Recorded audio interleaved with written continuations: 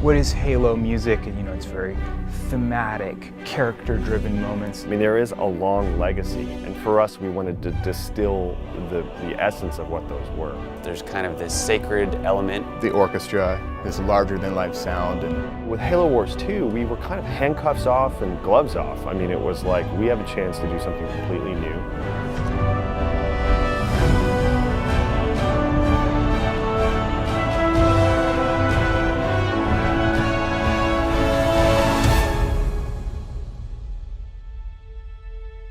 When I sat down with Brian and said, hey, we want to launch a whole nother score, rebirth a whole franchise, or a part of our existing franchise, how are we going to do that? And so we thought, well, let's call Gordy.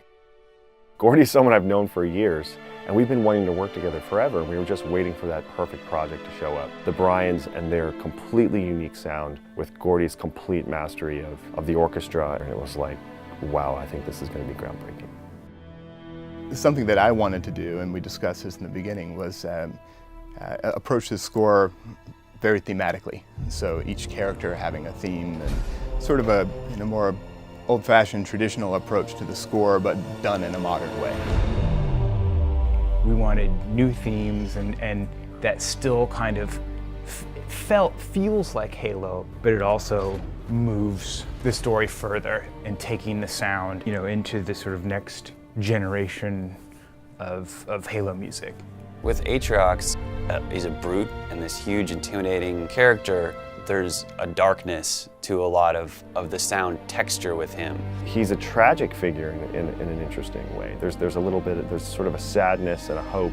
As an audience member, you see this character and you can relate in some way and understand where he's coming from. And I think that the best villains in history always have sort of this backstory that you can relate to.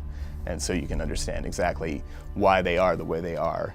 It's funny, just like we have this compelling new character with Atriox, Isabel is just as compelling, if not maybe even more so in a different way. We wanted someone to be relatable. There was a delicate side, an emotional side, but there's a really strong side to her too. Isabel is a hero, and we wanted to approach it that way and make sure that it was a theme that could be translated and heightened in the important moments. But then there's also how her theme intersects with Atriox's theme.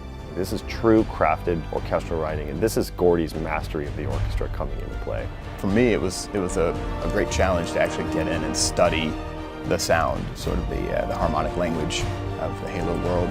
I knew it was going to be cool, but until we heard it being performed by the orchestra at Fox, suddenly it comes to life, and it's just this amazing, breathing, living thing.